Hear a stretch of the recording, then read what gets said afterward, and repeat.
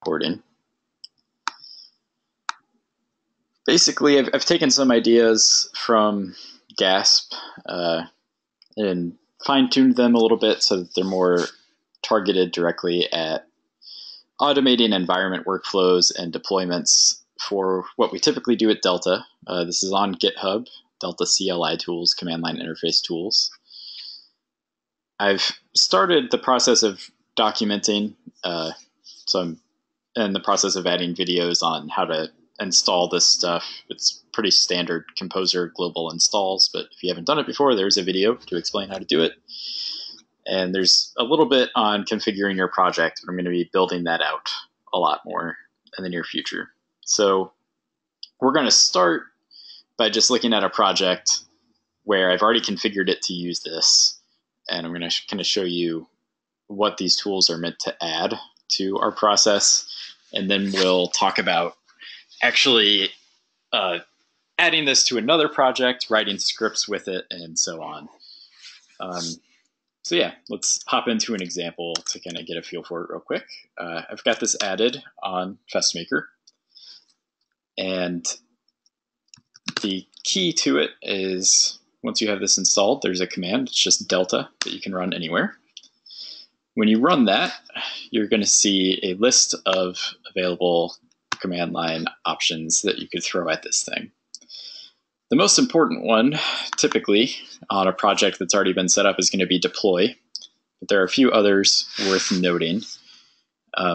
One is listing out the environments on the project. So I want to know where could things happen for this project.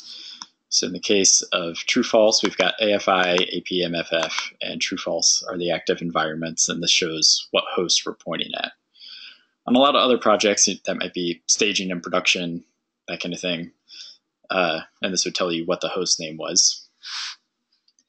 A couple of other areas to notice, SSH key generation, there's a command for that built in, and then installing that key on a server so that it's used for logins without having to enter the password on subsequent attempts.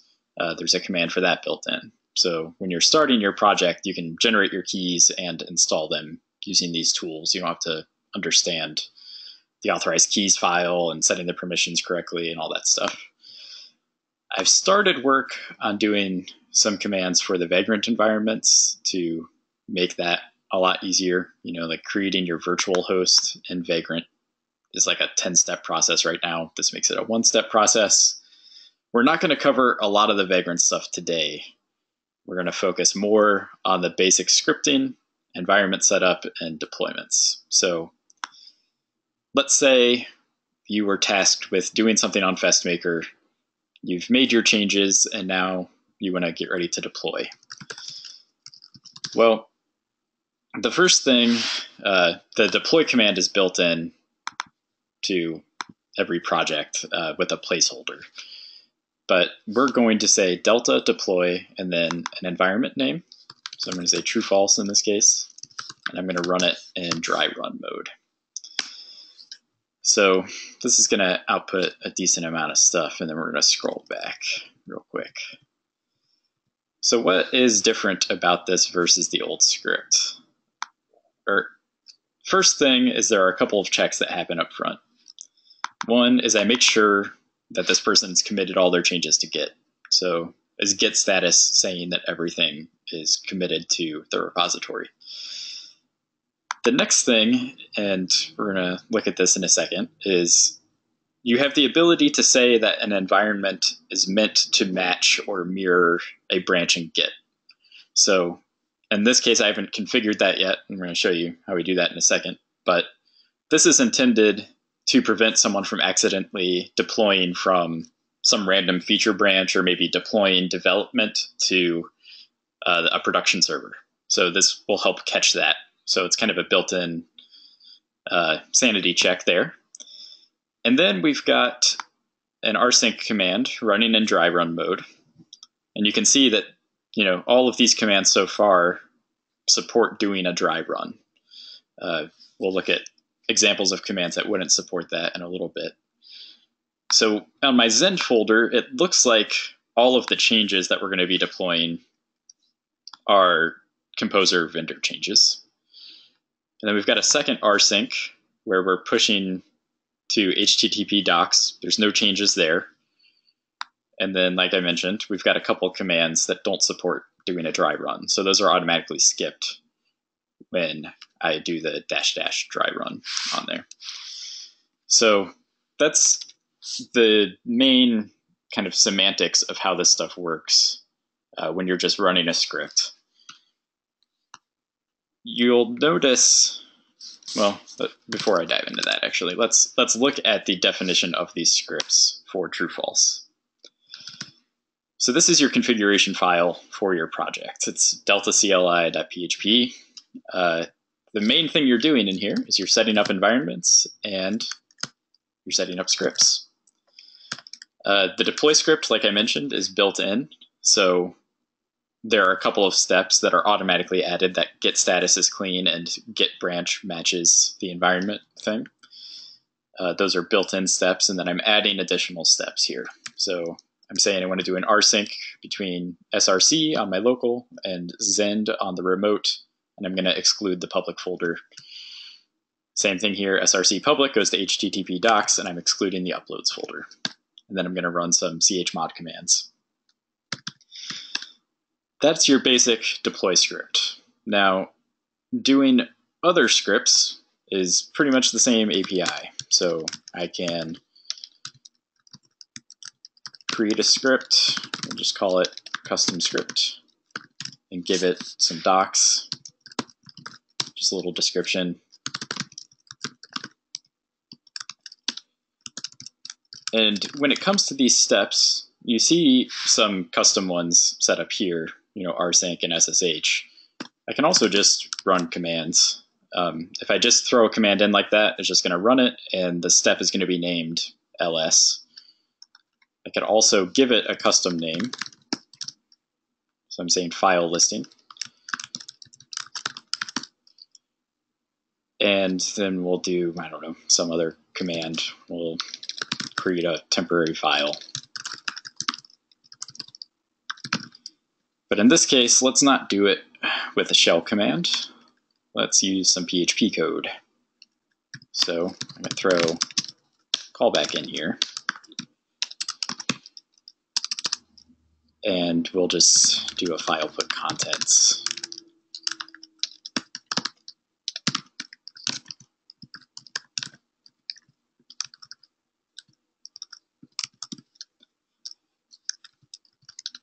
So now we've added a custom script to our project. If I go back and run delta again, we'll see custom script has been added here. I can go ahead and run it. So I get my file listing, I get my PHP run. Let's say our PHP callback there, I'll do my coding over here. Let's say there was an issue with the PHP callback. So we'll throw an exception. Does not work. The next time we run it, we're going to halt at that step. So any future steps would not be run in this case.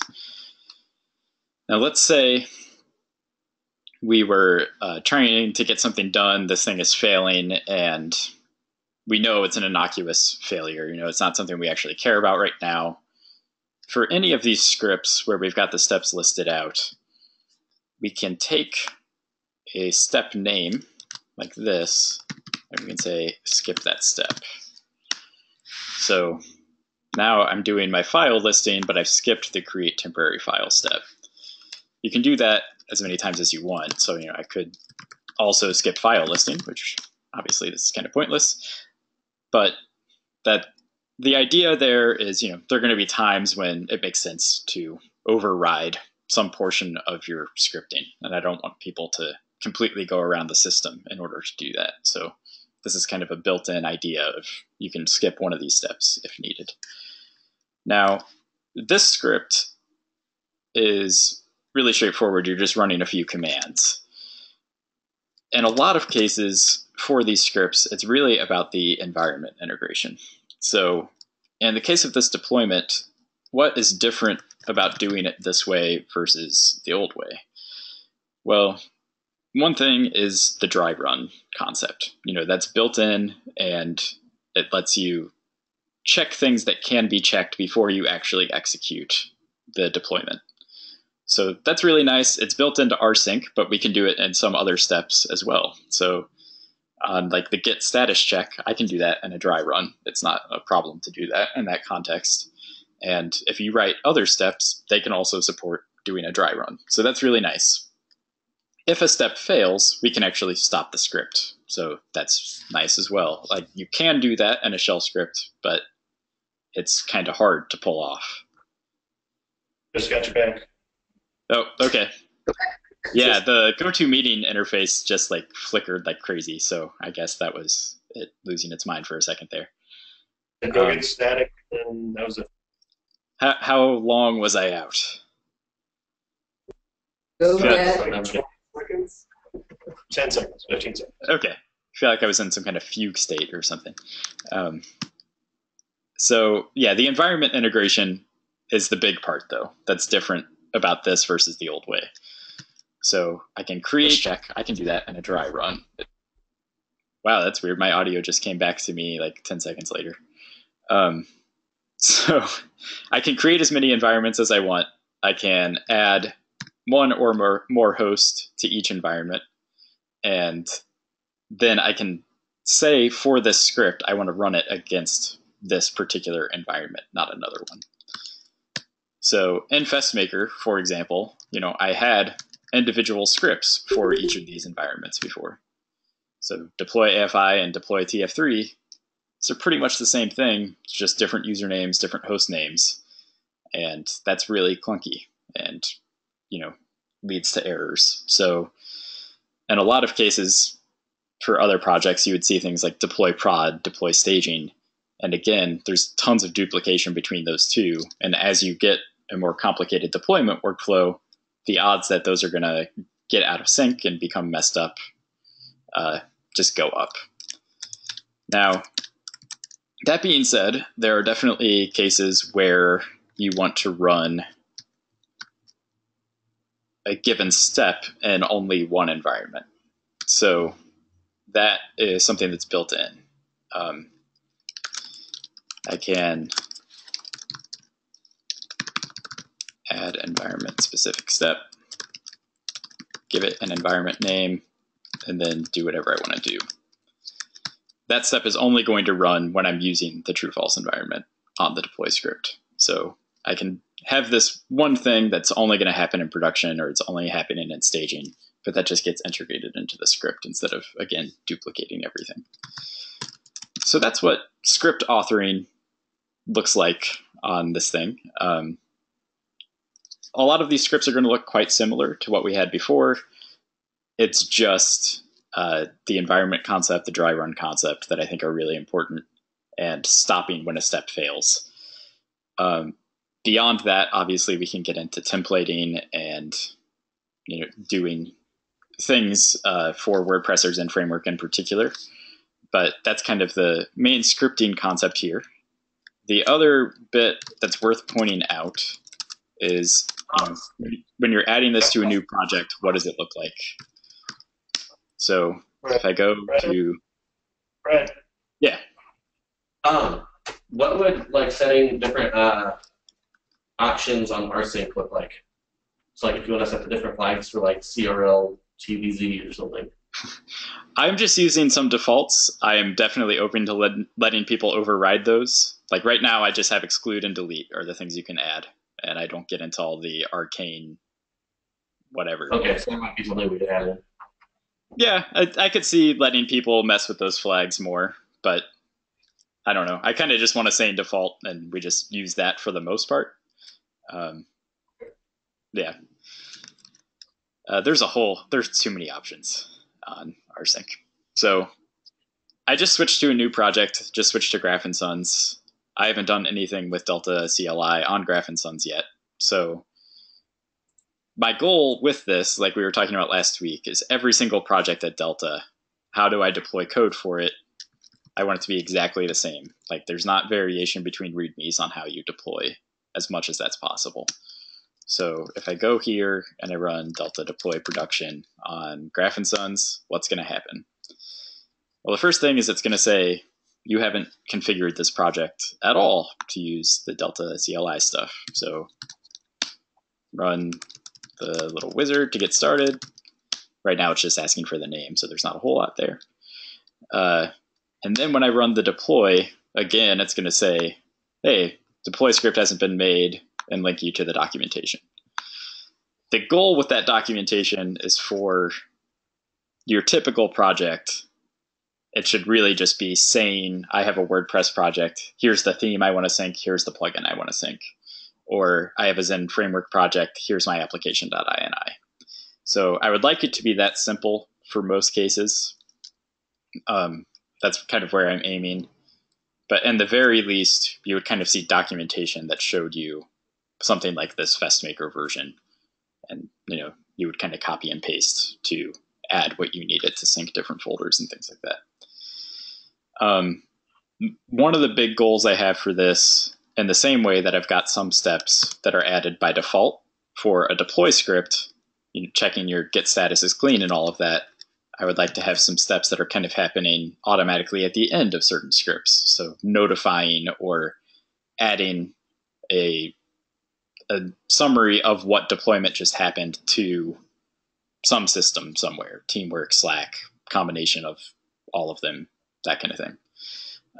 So that's one of the big goals, is being able to do something that's kind of complex like that without adding any code to each project's individual deploy script. So that's probably that, and the templates are the next big steps for this.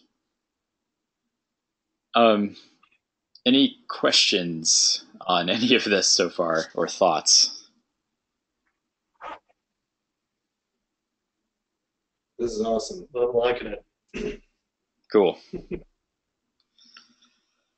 Yeah, I think it's going to be pretty straightforward, and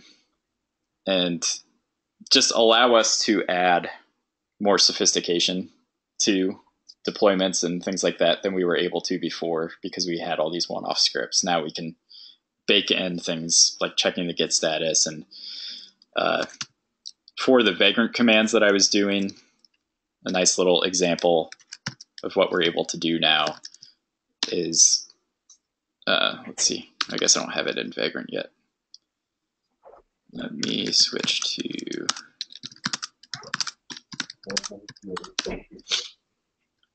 so I've got a few vagrant commands that I've written. One of them is checking the environment. So I want to see if this is a normal working vagrant environment. In this case, I think I actually have MySQL turned off is the problem. Which actually, let's look at this. I've got a vagrant restart services command. So it's going to go ahead and get everything up and running again. And yeah, now I can check and make sure the vagrant environment has the stuff I need to run the other commands, essentially. So my goal with that is to, very much like we have for the deploy scripts, I want to be able to say, you create a vhost that points to src public, you create whatever databases are defined on the environment, and you go from there. So that's how you would get your site up and running after you check it out from Git, is you would run like a delta install dev or something like that kind of command. And that would be another one that would be built in, but have that placeholder for when you haven't defined it yet. So in the same way that on Graph, when I tried to run delta deploy, it said, hey, you haven't configured that yet for your environment. It'll do the same kind of thing for install dev or install vagrant, where it'll say, hey, you haven't configured how this works in vagrant yet. Go to this page on GitHub and figure out what steps you need to add. So yeah, I think that's pretty much what I wanted to cover.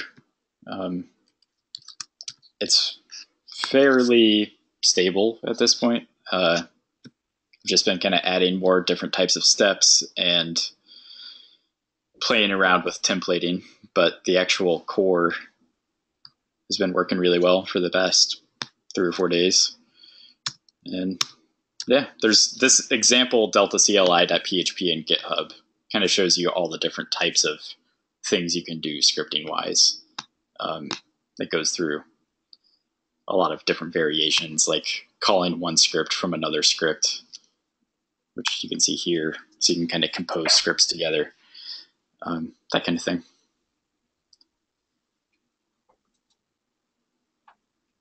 Yeah. Nice. Yeah, I guess that's all I really have. If people are trying to get this on a project, let me know and I can help. I was just going to say, is anybody wanting to do this sooner than later? Ray mentioned doing it on Group 10, but Yeah. does anybody else want to do anything like this on a project like this? I'm going to add it to all the stuff that I'm working on actively.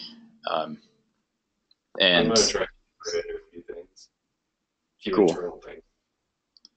And if I can get the WordPress template working out, I think at that point I would be willing to say, like, this is how you deploy a project. You run delta deploy in an environment name. And then if you see that placeholder, you just need to configure it. So my goal is when you run the create project config command, it'll kind of say, it'll list the available templates. It'll say WordPress and framework. And if you say WordPress, it'll then list out the themes and list out the plugins and say which ones are you wanting to sync when you deploy. So on Glowforge, it would be Glowforge and Glowforge. And then your deploy script would automatically be an rsync of those 2 folders. So yeah, that's the ultimate goal, is making it easy enough that we can just say, this is how you deploy every project. And if your project's not configured for it yet, it should really only take you 30 seconds or a minute to add it. So just do it. Cool. Cool. Right, I might try this out on School of Health Professions too, because that's a WordPress that's kind of ramping up. So Awesome. Yeah, it should be, fairly straightforward even before the template stuff is in there for WordPress. It's just, you're going to have, let me flip back to FestMaker. Basically just an rsync of the theme. I mean, that's probably the one step you need in a lot of cases. And then maybe you would do a chmod of the uploads folder. That's about it. Yep. So yeah, should be pretty easy.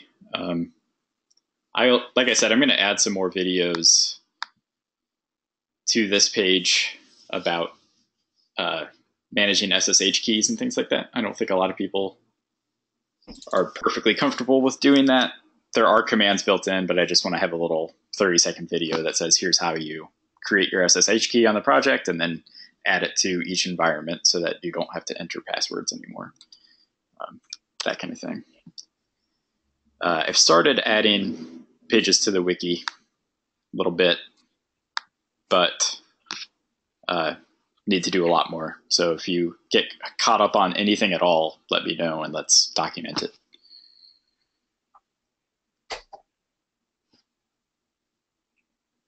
Cool. Well, I guess we will wrap up. Really just a second. Just that'd be nice, Brian. Thanks, Brad. Cool. Later, guys. Nice stuff. Thanks, Brad.